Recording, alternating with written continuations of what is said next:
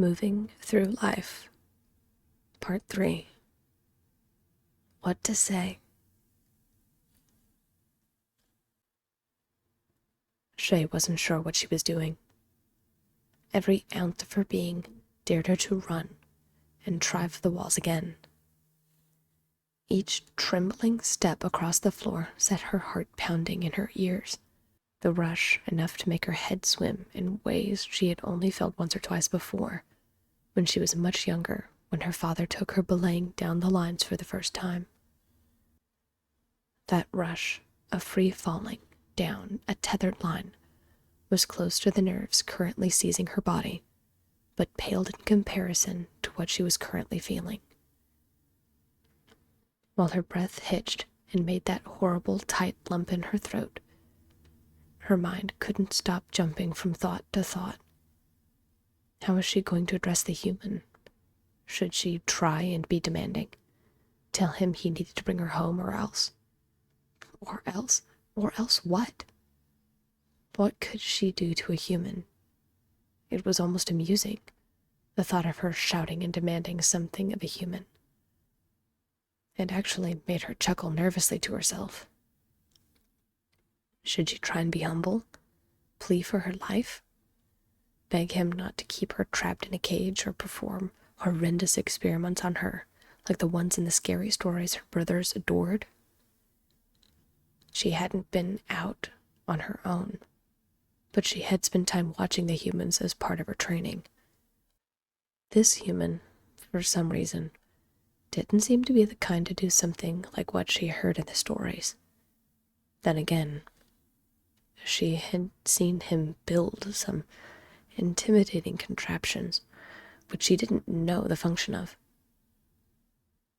What the?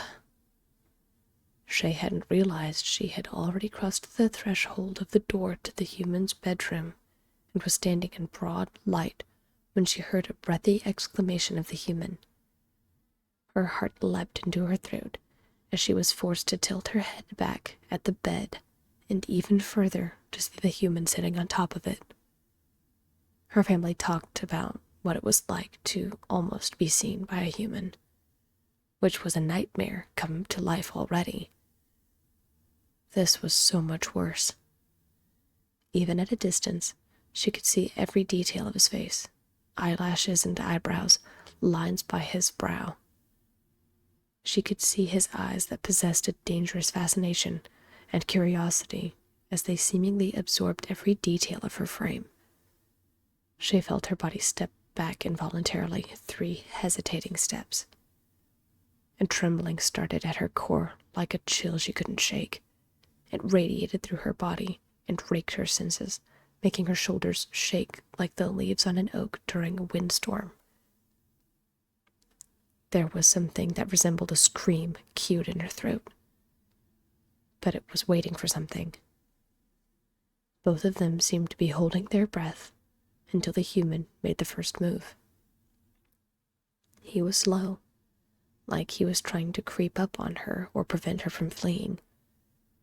He set some immense black slab off to the side as he slipped off of the bed and sat on the ground before advancing inch by inch while he sat, all the while staring into her eyes, capturing her soul and will to flee. Shay steeled herself as best as she could, while she shook and clenched her fists, an action she immediately regretted.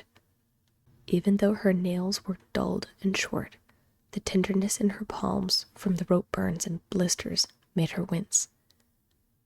The subtle facial expression she made was enough to halt the human from advancing. Shay felt herself pause.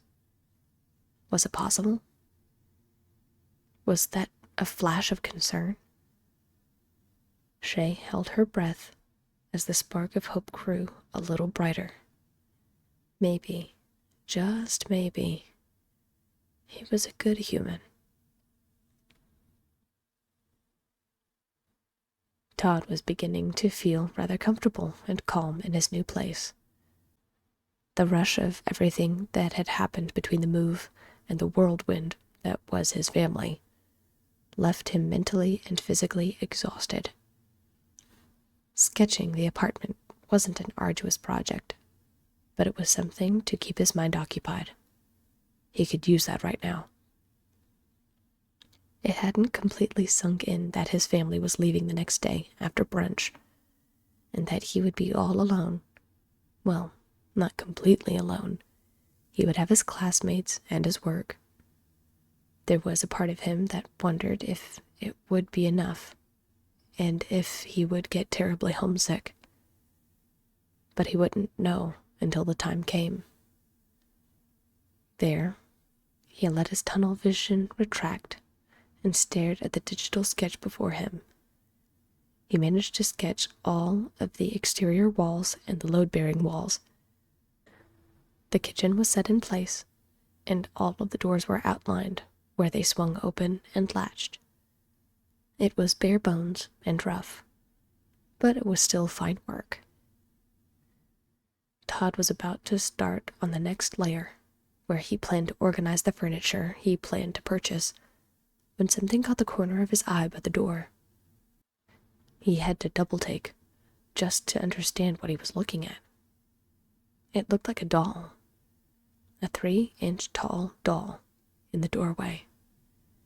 He blinked a few times and even shook his head to see if it was a trick of the light, or if he had been staring at his tablet for too long.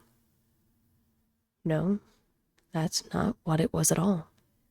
It couldn't be a doll because it was walking on its own. It was completely involuntarily the words that came out of his mouth. However, he instantly regretted it when he saw those tiny features contort with surprise and fear. He watched it, her, stumble backwards a few steps and begin to shake. And what should he say? What could he say? Given the circumstances, Todd suspected there was little he could actually do or say to win over the tiny girl. But perhaps he could make it a little less intimidating. After all, the mere size difference between the two of them was staggering, and Todd could only imagine how terrifying he must seem to the girl. With every ounce of caution and patience he possessed, he slowly set his tablet aside and slid off of the bed.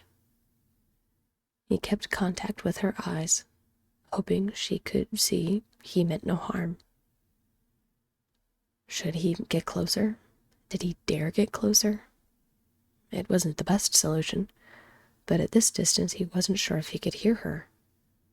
Todd took the risk and began slowly scooting his way across the carpeted floor. He hadn't made it very far when he noticed the girl wince and tears welled up in her eyes. He stopped immediately. This was going to be more difficult than he thought. Why'd she come out? While his heart pounded in his chest, he attempted the faintest smile, which barely turned the corners of his mouth, and he kept his breath slow. There was something in her eyes, a flicker of something. Just as he formulated something, anything, to say to her, she spoke first. Can you help me? Todd's breath hitched.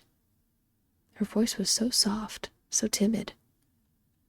The curiosity he once felt for her quickly vanished in a puff of imaginary smoke and was instantly replaced by a protective instinct he had never truly known before. Of course, he breathed, his voice barely above a whisper, as if anything louder would make the girl vanish. She sniffed a few times, eyes still wide and shoulders still shaking. Can't.